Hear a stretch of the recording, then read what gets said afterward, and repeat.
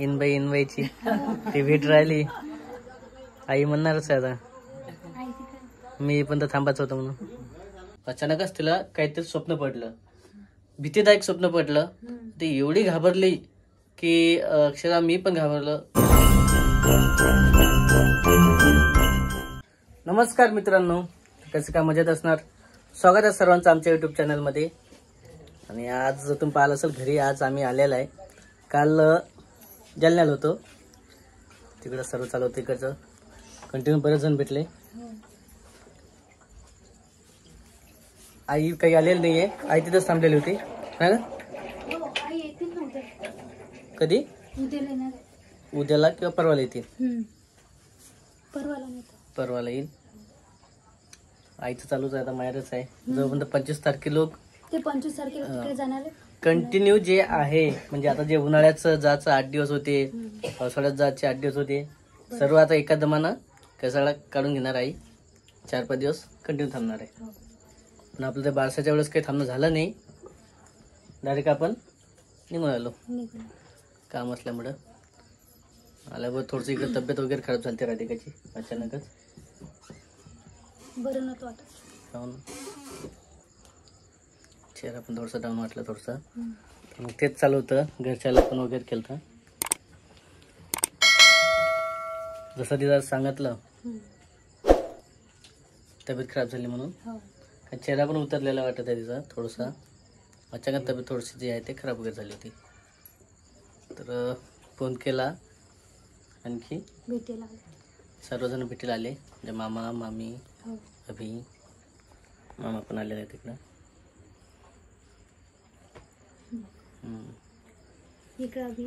अभि पण आहे. मग अभि काही नाही, अभिचं मस्त ठरलेलं आहे. अभि गेलेला होता अमरावतीला, सिलेक्ट झाला. हा कंपनीच आहे ना. हो, भारत फायनान्स काहीतरी आहे नॉर्मल. म्हणजे चालू होतं त्याचं 12वी वगैरे झालं. बी चालू असताना काहीतरी करायचं म्हणून एक चांगल्या कंपनीचा जॉब भेटलेला आहे ना, बजाज फायनान्स म्हणून आहे. ठीक आहे, चालू आहे जो आहे तो. मामाचं वगैरे आज गाडी वगैरे होती खाली करत, त्याच्या हिशोबाने इकडं कारंजाला आलेले होते भेटीला. रिमोट हो. आणि श्लोक विनय आहेतच इकडं आपल्या रेग्युलर, जसे व्हिडिओमध्ये पहिले दिसत होते. कारण ते गेले होते लग्नाला तिकडं मावशीच्याकडं, मामाच्या घरी. आम्ही पण आलेले आता राधिकाच्या भेटीला. झाले भेट.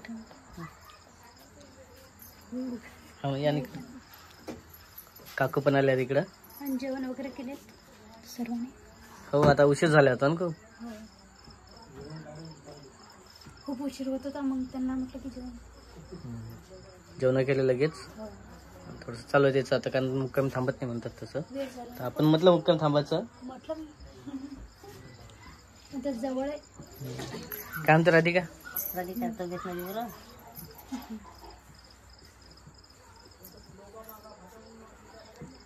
चला, असं आहे सर्व तरी आमची.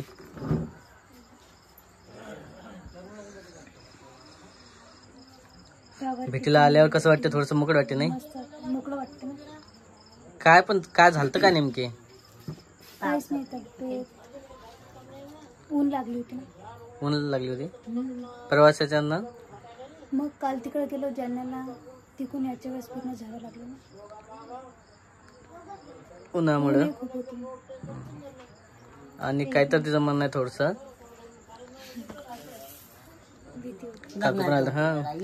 तिकडे जाणं दौड झाली. ते उन्हीच्या ऊन लागली एकदम. आणि थोडस गेली, कुंकाचा कार्यक्रम होता, कुंकाला गेली. तिकडून आली, इकडे लग्नाला गेली. ते ऊन लागतेच नाही ते काही म्हटलं. पण आज तुमचे आईसोबत भेटणं झाली, इनबाईची ती भेट राहिली. आई म्हणणारच आहे आता, मी पण तर थांबायचं होतं म्हणून. उद्या परवा येईलच आई. आई आले की येणार टिफिन झाले आईच्या भेटी तेव्हा भेटू. पिंजरला पण लग्न आहे, तेव्हा भेट होऊ शकते. 8 तारखेला लग्न आहे. तुम्ही जाणार लग्नाला? जात लागेल. पत्रिका आलेली आहे.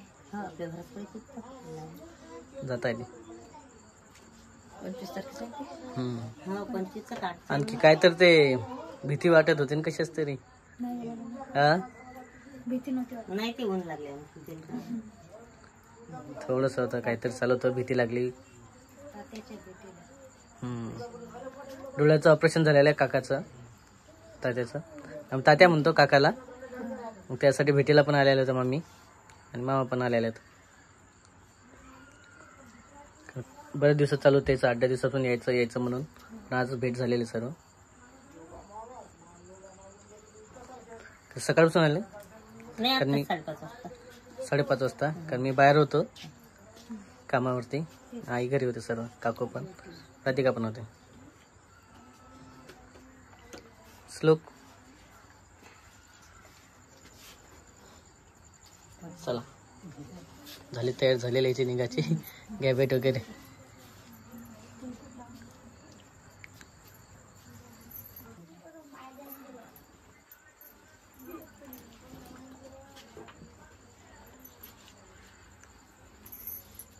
बाई लहान.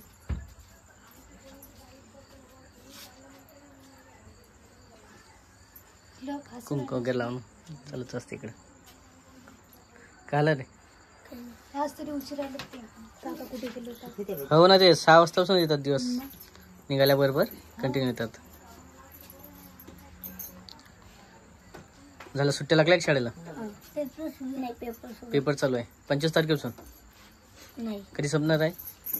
चल ये मग दादा. आता रसाई दे. आंब्याचं असं आहे. चला. रसाई दे. तर मित्रांनो, आत्ताच पाहुणे येऊन गेलेले आहे. तू पाहिलं असेल कोण तर राधिकाच्या घरचे, हो. म्हणजे सासू सासरे होते माझे, राधिकाचे आई वडील. नेमकंच येऊन गेले. भेट घेतली. हो. म्हणजे नेमके काय तर तब्येत खराब झाली होती राधिकाची. हा.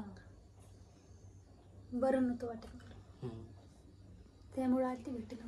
खूप दिवस झाले ना, आलीच नाही ना.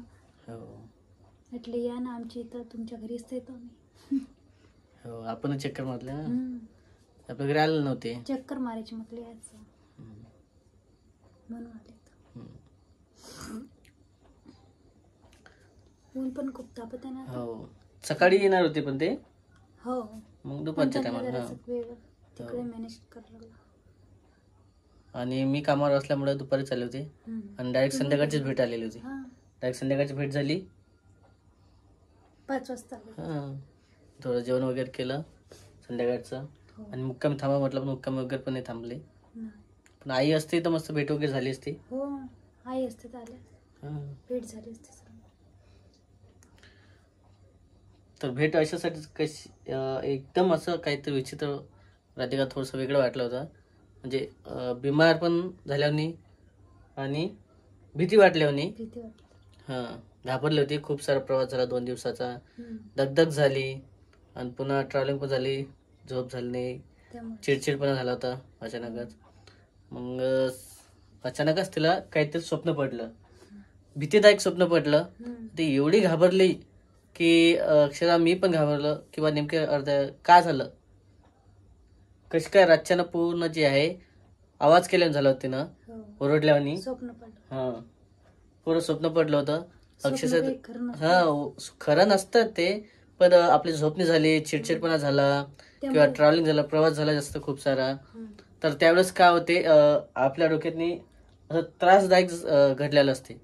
मग त्याच्याचमुळे काय होते, चिडचिड. त्याचा उलटा परिणाम होतो डोक्यावर आणि लगेच आपल्याला त्रास झाल्यासारखं होते आणि अचानकच काहीतरी अदृश्य शक्ती दिसते. हम्म. झोप पण होती. वाईट शक्ती वाटते.